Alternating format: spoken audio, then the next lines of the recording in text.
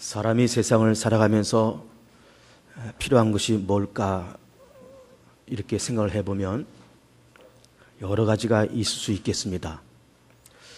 돈도 필요하고 건강도 필요하고 직업도 있어야 되고 가족도 있어야 되고 그리고 좋은 친구도 있어야 되고 그렇게 가지가지 필요한 것이 우리의 삶 속에 그렇게 있습니다. 그러나 그 중에서 어떤 것이 가장 필요할까? 정말 없어서는 아니 될 우리 사람에게 가장 필요한 것이 뭘까라고 하면은 그것은 바로 구원인 겁니다. 구원. 가장 중요한 것이면서도 또 놓쳐서는 아니 될 가장 필요한 것이고 또 필요한 가치고 이것이 구원인 거죠. 그러나 세상에서는 우리 사람에게는 구원이 필요하다라고 하는 것을 절대로 누가 말해주는 사람이 없습니다. 우리는 과거 학교를 국민학교를 다니고 중고등학교 혹은 대학을 다니고 그렇게 십몇 년 동안 우리가 학교를 다녔지만은 어느 누가 어느 선생이 어느 교수가 우리 사람이 필요한 것은 구원이다라고 말해주는 사람은 아무도 없었습니다. 매스컴이 얼마나 많습니까? 통신기기, IT 문명이 얼마나 발달된 세상에서 우리가 지금 살고 있습니까? 그렇게 수많은 매체가 있지만은 그 수많은 매체에서도 역시 인간에게 필요한 것은 구원이다라고 말해주는 그런 매스컴은 절대로 없습니다. 우리 사람이 무엇일까? 사람이 누구일까라고 얘기할 때 뭐 흔히 만물의 영장이다. 우리 그렇게 얘기합니다.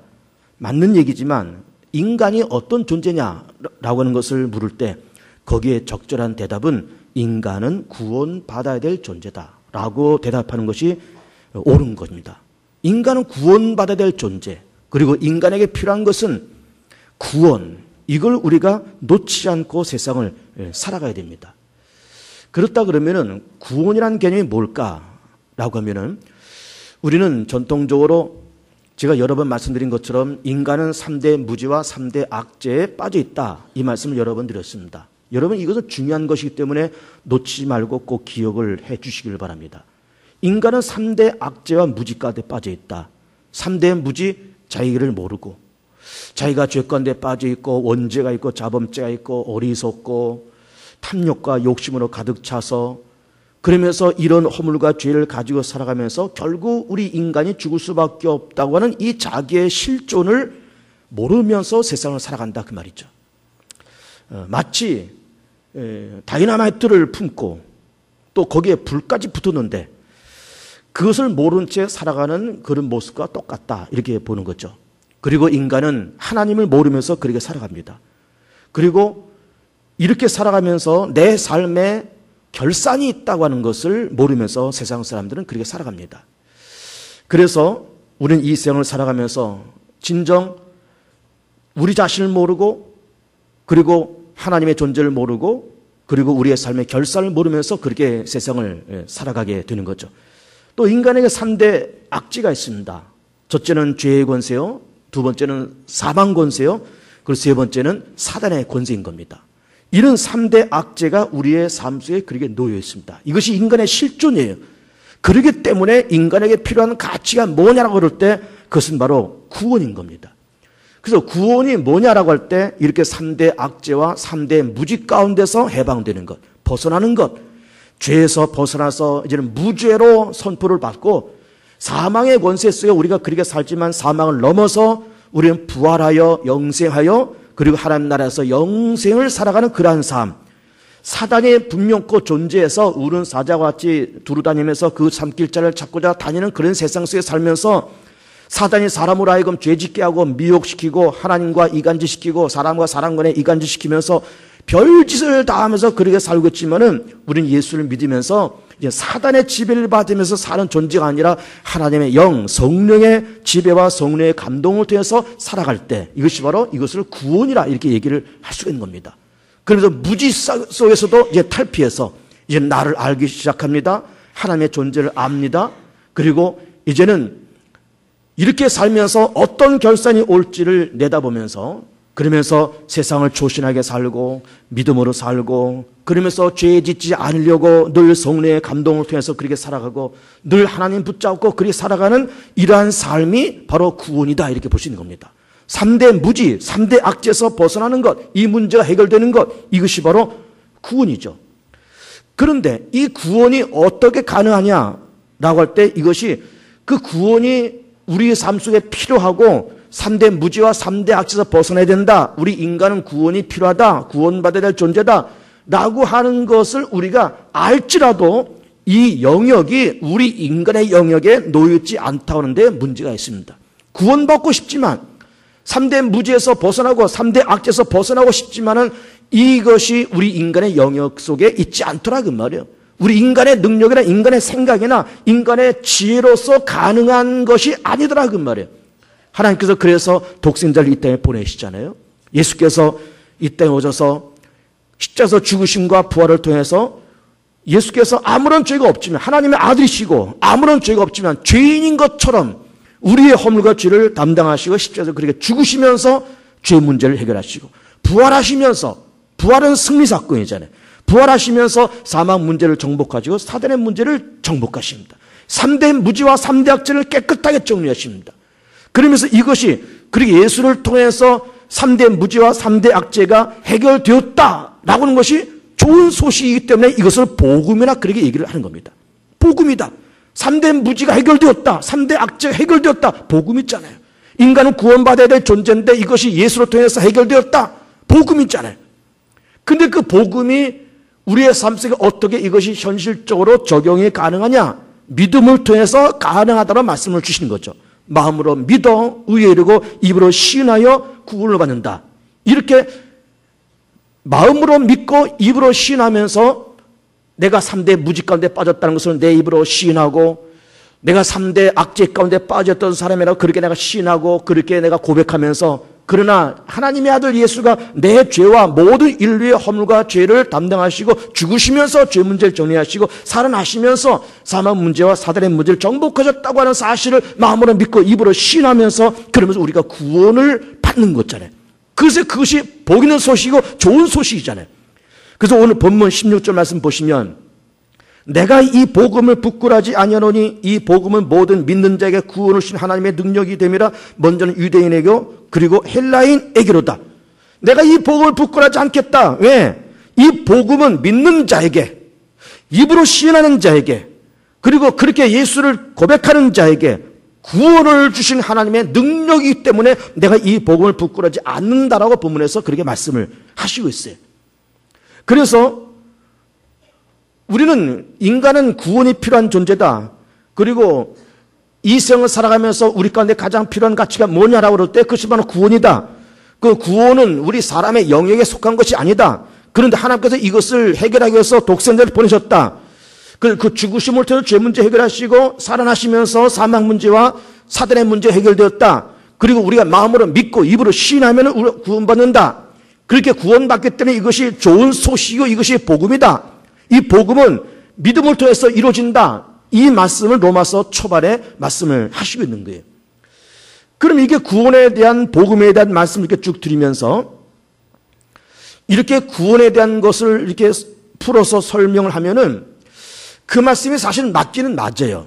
전통적으로 기독교 교리에서 특별히 기독교 신학에서 또 기독교 특별히 조직 신학에서 특별히 기독교 교리 신학에서 구원을 이렇게 해석을 하는 겁니다. 인간은 3대 무지, 3대 악재 가운데 빠졌다. 예수의 십자가를 통해서 우리 구원받는다. 전통적인 그런 구원에 대한 설명인 것이 맞는 말씀이에요. 그런데 그렇게 3대 무지와 3대 악재에 빠져서 우리가 예수를 통해서 구원받고 해방된다고 하는 것이 전통적인 해설이고 그것이 맞기는 하지만 그러나 그 해석을 가만히 들여다보면은 그 복음에 대한 설명과 구원에 대한 설명이 지극히 그렇게 해석하면은 개인적인 것으로만 이렇게 국한되고 개인적인 것이 지나치다 보면은 이기적인 복음으로 그렇게 치우칠 우려가 있습니다. 내가 예수 믿어서 죄산 받았다. 내가 예수 믿어서 사망에서 이제 부활로 나가는 사람이 되었다. 내가 예수 믿어서 이제는 사단의 권세를 넘어서 성령의 감동을 통해서 살아가는 사람이 되었다. 그것이 맞는 말이고 전통적인 해석이지만은 지극히 개인적인 것이고 지나치다 보면은 이기적인 복음, 이기적인 구원에 대한 해석, 이기적인 말씀으로 그렇게 편향적으로 치우칠 우려가 있다라고 하는 것을 우리가 일단은 알아야 돼요. 일단은 알아야 됩니다. 자, 사실은 오늘부터 로마서 말씀을 매주일 조금씩 말씀을 드리려고 합니다. 우리가 지난 연초에 믿음이란 무엇인가라는 제목으로 여러 번 말씀을 드리면서 그렇다 그러면은 이제는 믿음이란 큰 제목을 이제 떠나서 이제는 말씀 속으로 한번 깊이 들어가 보자. 말씀의 현장으로 한번 들어가 보자. 생각을 하면서 로마서를 본문으로 해서 매주 여러분들에게 말씀을 드리려고 그러는 겁니다. 그래서 로마서를 우리가 들어가기 전에 구원의 개념이 뭐냐? 복음이라는 것이 뭐냐? 입으로 시인하고 마음으로 믿는 것이 뭐냐? 또 이 구원이라는 개념이 죄와 사망 권세와 사단의 권세와 3대 무죄에서 해방되는 것이 구원이라고 하는 것이 전통적인 해석이고 이것이 맞기는 맞지만 너무 그렇게 치우치다 보면은 복음이란 이런 것이 구원에 대한 이런 개념이 개인적인 것으로 치우치고 심지어 이기적인 것으로 치우칠 우려가 있다라는 생각을 해보는 겁니다. 그래서 오늘은 로마서를 여러분들에게 말씀을 드리면서 첫 시간에 구원의 개념이 그것이 맞기는 맞지만은 이것을 구원의 개념을 좀 다른 각도로 조금 구원의 범위를 좀 넓혀서 설명을 좀 드리고자 합니다. 구원이라는 것이 과연 뭐냐? 좀 넓혀서 설명을 좀 드리려고 그래요. 먼저 두 가지 예를 들어보겠습니다. 첫째는 5살짜리 아이가 있다고 칩시다. 어린이집을 다닙니다. 이 어린이집을 다니는 5살짜리 아이에게 가장 행복한 조건이 뭘까요? 가장 행복한 조건이 이 아이에게 한 3억짜리 슈퍼카를 하나 사주면 행복할까요? 이 아이의 손에 5만 원짜리 한 묶음을 손에 쥐어주면 행복할까요? 아닙니다. 절대로 그렇지 않습니다. 이 아이에게 행복이라고 하는 조건은 이런 겁니다. 집에 갑니다. 집에 가면 엄마가 이 아이를 맞아주고 씻기고 간식 먹이고 저녁을 먹이고 저녁 먹인 다음에 공부도 하고 텔레비전 만화 영화도 보고 또 식구들끼리 모여서 예배를 드리고 아빠가 저녁에 옵니다. 아빠하고 이 어린아이하고 또 반가워서 끌어안고 입을 맞추고 볼을 비비고 그리고 저녁 한 9시쯤 이 아이를 재우면 이 아이는 그것이 행복인 거예요. 아침에 옷을 챙겨 입고 어린이집에 갑니다. 어린이집에 갔더니 선생님이 자기를 기쁘게 영접합니다. 친구들이 있습니다. 같이 놀고 같이 먹고 같이 재밌게 놀 친구들이 언제나 어린이집에 있는 거예요. 어린이집에 가면 선생님이 자기를 맞아주고 친구들이 있고 어린이집에서 밥도 주지요. 간식도 주지요. 재밌는 거 공부시켜 주지요. 잠도 재워주지요. 낮잠도 재워주지요. 그러면서 어린이집에 가면 선생님이 있고 친구들이 있고 집에 오면 엄마가 자기를 따뜻하게 맞아주고 아빠가 자기를 또 끌어안아주고 이것이 이 아이의 가장 큰 행복이에요. 뭘 얘기하려고 그런가 하면은 구원이라는 개념은 죄에서 건진받고 사망과 사단에서 건진받는다. 물론 그것이 중요한 것이요 본질적인 것이지만은 구원의 범위를 넓히면 어떻게 구원을 얘기할 수 있는가 하면은 구원이란 모든 조건과 모든 만남과 모든 구성원과 모든 관계성 속에서 부족함이 없는 그러한 상태. 이것이 바로 구원인 거예요. 관계성 속에서, 만남 속에서, 구성원 속에서, 그리고 우리가 살아가는 모든 조건 속에서 그것이 완만하고 아무런 부족함이 없는 그 상태가 바로 구원이다 이 말이에요. 두 번째 예를 한번 드려보겠습니다. 자동차 핸들이 있다고 칩니다. 자동차 핸들이 있습니다. 자동차 한 대를 만들기 위해서 보통 한 3만 개 이상의 부속품이 조립되어서 자동차 한 대가 만들어진답니다. 그 가운데서 핸들이 있습니다. 물론 핸들 자체도 여러 가지 부속품이 들어있어요. 이 핸들이라 그러기도 하고 뭐 전문적인 용어로 뭐 스티어링, 휠 뭐 그러기도 하고 여러 가지를 얘기하겠지만 그냥 일반적으로 우리가 흔히 하는 말처럼 핸들이 있다고 칩니다. 근데 이 핸들이 운전소에서 빠져나와서 길바닥에 그냥 널브러져 있다고 쳐보세요. 길바닥에 버려져 있는데 그 버려져 있는 핸들을 내가 주워왔어요. 집으로 가지고 왔습니다. 그런데 길바닥에서 주워온 이 핸들을 가지고 오기는 왔지만은 쓸 데가 없는 거예요. 쓸 데가. 이게 무슨 장식품이 될 것도 아니고 이거 뭐 아이들한테 장난감처럼 가지고 놀아라라고 그러기에도 마땅치가 않고 이것도 뭐에 쓰겠습니까? 마늘 찔 때 써볼까? 이거 잘 안 돼. 잘 안 돼. 뭐에 쓸 데가 있겠습니까? 별로 쓸 데가 없습니다. 그 핸들은 자동차 운전수 앞에 딱 붙어 있을 때 가장 모양이 좋고, 그리고 그것이 안전한 상태이고, 그때 비로소 핸들로서의 가치가 있고 자동차도 자동차로서의 가치가 있는 거예요. 아니, 핸들 빠져나간 자동차, 그것이 수억 원 나가는 명품 슈퍼카라 그러자도 핸들 빠져나간 자동차, 그게 무슨 소용이 있겠습니까? 어떻게 운전하겠습니까? 아무런 쓸데가 없어요. 그러니까 핸들은 바깥에 있어도 안 되는 것이고, 자동차에서 핸들이 빠져나가도 안 되는 것이고, 핸들은 운전수 앞에 딱 붙어 있을 때 핸들로서의 기능을 다할 수 있고 자동차 핸들로서의 기능을 다할 수 있습니다. 보기도 좋습니다. 그렇기 때문에 구원이란 무엇인가? 구원이라고 하는 것은 모든 조건과 모든 구성원과 모든 만남과 모든 관계성 속에서 완벽하게 갖추어져 있는 그 상태, 이것이 바로 구원인 거예요. 이게 구원인 겁니다. 그러면 지금 두 가지 예를 들었습니다. 어린이집을 다니는 아이와 자동차 핸들을 예를 들었어요. 그러면서 구원의 개념을 어떤 개인적인 죄사함과 사망권세와 사단행권세에서 해방된다라고 하는 것을 좀 여기에서 좀 더 범위를 넓히자. 그러면서 모든 조건과 만남과 구성원과 그리고 관계성 속에서 완벽하게 갖춰져 있는 그 상태가 구원이다. 이렇게 범위를 넓혀가고 있는 겁니다.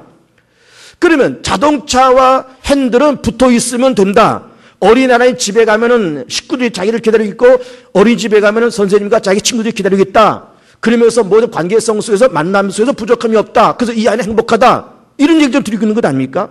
그러면 우리는 어떤 조건과 어떤 만남과 어떤 구성원과 어떤 관계성 속에 있어야 우리가 행복하고 그것을 또 어떻게 구원이라고 정리해 볼 수 있느냐 이 말이에요. 우리 머릿속에서 한번 그림 한번 그려보기 바랍니다. 나라는 존재를 가운데 이렇게 놓고 상하 좌우에 무엇인가 있어야 됩니다. 상하 좌우에. 내가 중심에 있습니다. 상하 좌우에 무엇을 놔야 되는가 하면은, 놓는다는 표현이 좀 죄송하지만 우리 위에는 누가 계셔야 돼요? 하나님이 계셔야 되는 거예요. 하나님이 계셔야 됩니다.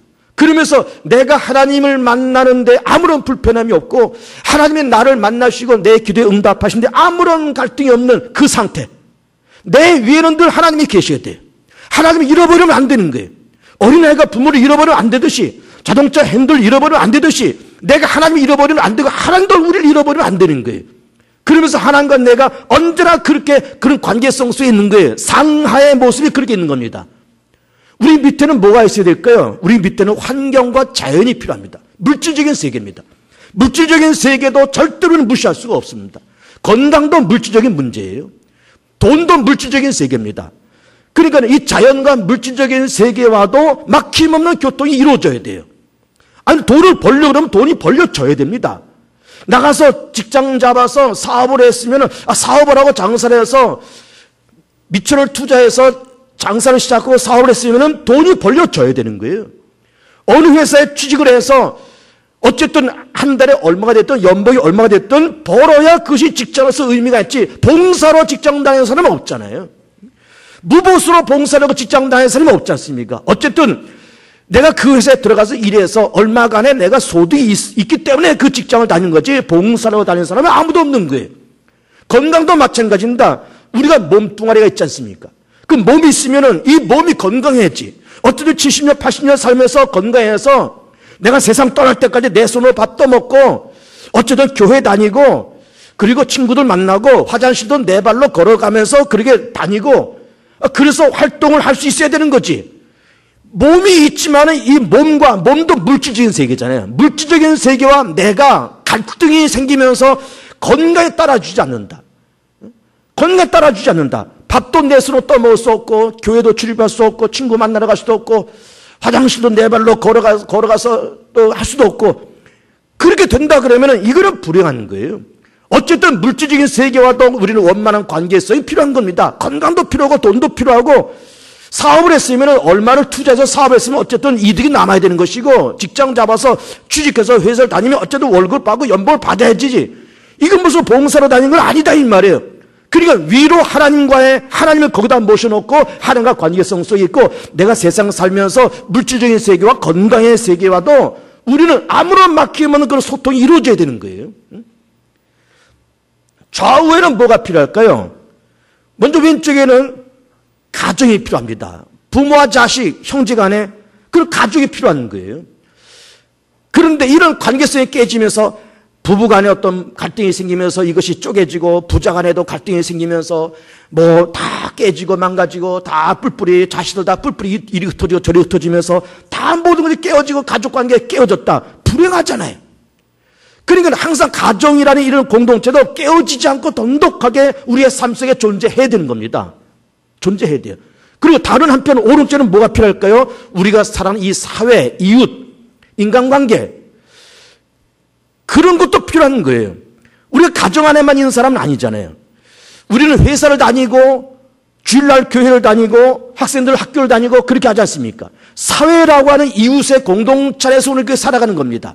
내가 세상 나가서 내 학교 다니면서 선생님이 나를 인정해주고 친구들 간에 원만한 인간관계를 갖고 또 교회 오면서 구역 식구들 만나고 남녀 성교회 우리 식구들 만나면 그래도 기쁘고 감사하고 1시간 예배 드리면서 그래도 기쁘고 감사하고 나가서 또 내려가서 밥 먹고 또 가면 또 힘이 나고 또 한 주간 동안 또 은혜 받았던 걸 기억하면서 또 우리가 한 주간 동안 그렇게 살고 그렇게 살아야 되는 거잖아요.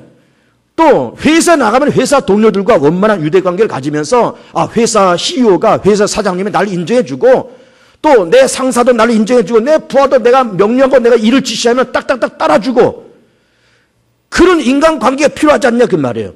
그러니까는 자동차 핸들이 빠져나가면 핸들로서도 그것은 존재의 가치가 없고 핸들 빠진 자동차는 수억 원이 갈지라도 존재의 가치가 없듯이 어린아이가 5살 먹은 어린아이가 집에 가면은 부모님이 나를 기다리고 어린이집에 가면은 선생님과 자기 친구들이 자기 기다려주면서 항상 어떤 조건과 만남과 구성과 관계성 속에서 아무런 부족함이 없는 것이 구원이라 그럴 때 우리도 구원이라는 그런 관계성을 생각해보면 중앙에 내가 존재하고 위로 하나님이 계시고 밑으로 내가 물질적인 세계와 아무런 갈등이 없고 건강과도 갈등이 없고 물질적인 것도 갈등이 없고 가정도 튼튼하고 부부간의 의리와 사랑도 튼튼하고 부자간의 관계도 튼튼하고 그리고 또 오른쪽에 내가 회사를 나가든 교회를 나가든 어떤 공동체 어떤 사회에 나가도 인간적인 갈등과 마찰이 없는 이렇게 구비되어 있는 이 모습이 이것이 구원이라는 개념의 확장된 개념인 거예요.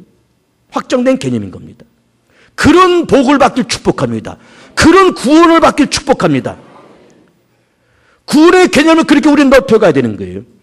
넓혀가야 되는 겁니다. 하나님이 위에 계시니까 예수를 통해서 하나님을 만났고 하나님의 자녀가 되었고 예수를 통해서 내가 의롭게 되었고 예수를 통해서 내가 하나님의 자녀가 되었기 때문에 그래서 살아있는 동안에도 예수 때문에 영혼이 되고 범사가 잘되고 강건해지고 죽어서도 예수 때문에 둘째 부활을 경험하면서 하나님의 나라에서 영생 복락을 누리게 되는 거잖아요. 이것이 구원의 개념인 거예요. 구원의 개념인 겁니다. 그런데 이 구원의 개념을 로마서 1장에서 말씀하시면서 이 모든 것이 믿음으로 가능하다는 것을 말씀하시고 있습니다. 놀라운 얘기 아닙니까? 하나님과의 관계도 물질적인 관계도 가정도 이 사회도 이 모든 관계가 온전히 유지되는 것이 구원이라고 할 때 이것이 믿음으로 가능하다고 말씀하고 있어요. 그 말씀이 17절에 기록되어 있습니다. 복음은 하나님의 의가 나타나서 믿음으로 믿음에 이르게 하나니 기록된 바 오직 의는 믿음으로 말미암아 살리람과 같으니라. 오직 의는 믿음으로 말미암아 사는다. 하나님과 관계성 속에도 믿음으로 그리고 물질적인 관계도 믿음으로 가정도 이 사회 공동체에서의 모든 관계성도 그것은 믿음으로 가능하다고 말씀하고 있어요. 놀라운 얘기 아닙니까? 자, 우리 이 말씀 이렇게 놓고 보면서 우리는 믿음이라는 개념을 항상 이렇게만 생각했습니다. 믿음을 통해서 하나님과의 관계성만 좋아진다고 생각했던 거예요. 제가 아까 4가지를 말씀드렸잖아요. 위에는 하나님, 밑에는 물질세계, 가정, 이 사회. 근데 믿음을 통해서 하나님과의 관계성만 좋아진다고 생각하지만은 그 믿음이라는 개념도 확장하면은 믿음을 통해서도 물질적인 세계와 화평을 누리고 믿음을 통해서 가정의 화목함이 있고 믿음을 통해서 이 사회와 우리가 사는 모든 이웃과 공동체 안에서 화목함과 조화가 일어난다. 이 말씀을 드리고 싶은 겁니다. 이 말씀을. 그런데 그 믿음은 또 뭘까? 믿음은 우리가 이제 로마서를 계속 보면서 우리가 읽어볼 텐데 믿음은 결국은 내가 마음으로 내가 믿고 입으로 시인하는 것이 믿음이라는 거예요. 마음으로 믿고 입으로 시인하는 것. 그렇다라고 내가 인정하는 것. 그렇다라고 내가 고백하는 것. 이렇게 고백하고 시인하는 것이 믿음이라는 거예요. 믿음이란 무엇일까라고 하는 제목을 연초부터 말씀드리면서 아버지와 아들의 관계, 아버지가 아꼈던 그 도자기에 대한 얘기를 몇 번 한 적이 있습니다. 그 얘기를 한번 다시 꺼내볼까요? 아버지가 집안 대대로 조상 대대로 내려오는 가보를 그 도자기를 애지중지 그렇게 관리를 하고 사랑하고 보살피는 겁니다. 이 아버지는 그 도자기를 늘 관심 갖고 있기 때문에 그냥 먼 발치에서 턱 바라봐도 그 도자기의 진위를 압니다. 진짜와 가짜를 아는 거예요. 근데 아들이 껄렁껄렁 아들이 그 도자기를 살짝 빼서 가지고는 인사동 골목에 가서 팔아먹었다. 몇 억 주고 팔아먹었다. 그래서 그 비슷한 한 5만 원짜리 시장 물건 이제 갖다 놨다. 본인은 아버지가 알지 모를지 그러고 생각하고 있지만 아버지는 뭐 그거 일일이 들여다보지 않아도 먼 발치에서 턱 보기만 해도 아는 거예요. 그 도자기의 문양, 빛깔, 색깔, 그 도자기의 그 사이즈. 먼 발치에서 봐도 턱 아는 거예요. 그러면서 어느 날 봤더니 바뀌어 있는 겁니다. 바뀌었다는 것은 암과 동시에 머릿속에 싹 지난 것이 뭔가 하면은 그렇지 이 아들놈 막내 아들놈 뭐 이거 한다 저거 한다 하더니 다 들어먹고 이제 사채빚 얻어서 이렇게 틀어맞고 저렇게 틀어맞고 별짓을 다 하고 돌아다니더니 결국 이거 팔아먹고 슬쩍 또 가짜 갖다 놨구만. 아버지는 대번에 아는 거예요. 대번에. 그렇지만 아버지에게 중요한 것은 도자기가 아닙니다. 사실은. 아버지에게 중요한 것은 아들이에요. 아버지는 도자기 잃어먹고 도자기를 인사동 골목에 팔아먹었다고 하는 것이 마음이 아프지 않습니다.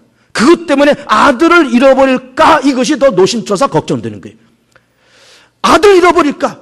아버지의 마음은 그런 겁니다. 그러면서 아버지는 모르는 척하고 그냥 아침에 일어나서 그 도자기를 쓱쓱 닦습니다.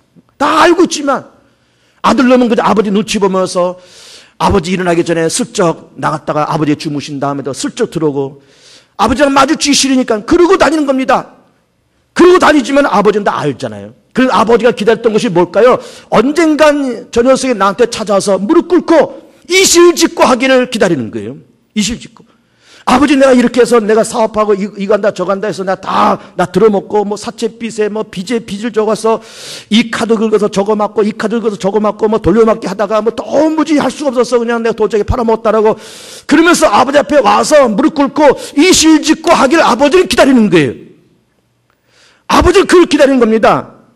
그런데 이 아들이 이실직고 하지 않고 끊임없이 돌아다니면서 엉뚱한 짓을 하나 돌아다니고 끊임없이 바깥으로 돌아다니면서 집안 흉보고 아버지 흉보고 그러고 돌아다닌다 그러면 그건 사람이 아닌 거예요.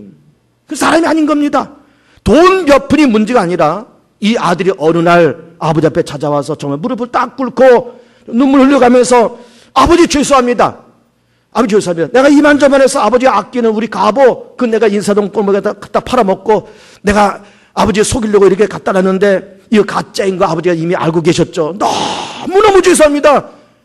그렇게 이실직고 만약에 했다 그러면은 그렇게 이실직고 하는 아들을 가져다가 매질을 할 아버지는 아무도 없습니다. 너 나가 이놈아. 너 가보 그 몇 억 되는 가보 그게 어떤 건데? 내가 얼마나 그 애지중지하는 건데 너 그걸 팔아먹어? 나쁜 놈, 매질하고 욕할 아버지는 아무도 없습니다. 아버지에게 중요한 것은 가보 그까지가 몇 억짜리, 물론 몇 억 큰 돈이지만은 그 돈 몇 억이 중요한 것이 아니라 아들이 더 중요한 거예요. 아들이 중요한 겁니다. 그 아들이 와서 이실직고 하면서 용서를 구하면 아버지는 그동안 섭섭했던 거, 몇 억 잃어버린 거, 가보를 잃어버린 거 그냥 그 다 잊어버릴 수 있습니다. 까짓 거. 조상님이 물려준 가보 잃어버려서 아깝긴 하지만 그거 좀 돈 벌어서 찾아오면 되는 거 다시 사면 되는 것이고 아버지는 그것이 문제 아니라 아들을 잃어버릴까 노심초사했고 아들과의 관계성이 깨어질까 이것이 노심초사 걱정이 됐던 겁니다. 그래서 아들이 이실직고 하면 마음으로 이 아들이 정말 마음으로 믿고 입으로 시인해서 내가 잘못했다라고 내가 아버지를 속였다라고 이실직고 하면은 아버지는 그 모든 거 다 잊어먹고 그 아들을 끌어안을 용기가 아버지에게는 얼마든지 있는 거예요. 얼마든지 있는 겁니다. 이게 믿음인 겁니다.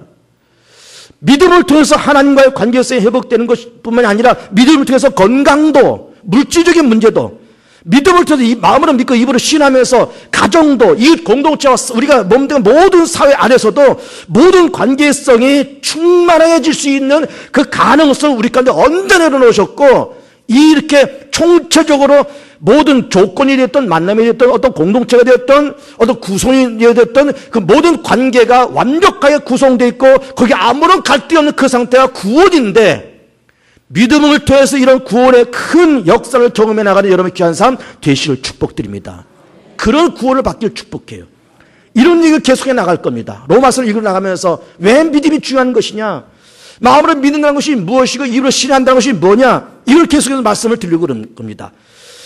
연초부터 설교하는 믿음이란 무엇인가라는 제목과 계속 연결되는 것이고, 그때는 믿음의 하나의 제목을 가지고 설교했지만 이제는 본문으로 들어가서, 로마서에서 말씀 본문으로 들어가서 과연 우리가 믿는다는 것이 뭐냐라는 것을 말씀드리면서 예수 안에서 영혼이 잘고 범사가 잘고 강건해지고, 예수 안에서 모든 만남과 조건과 구성과 어디서 막힘없는 관계성을 누리면서 완벽한 구원의 개념을 누리고, 완벽한 구원을 경험하고, 완벽한 구원을 체험하고, 완벽한 구원을 상급받으면서 행복과 건강한 인생 살아가는 모든 성도들 다 되시기를 주의 이름과 축복하며 축원을 드립니다.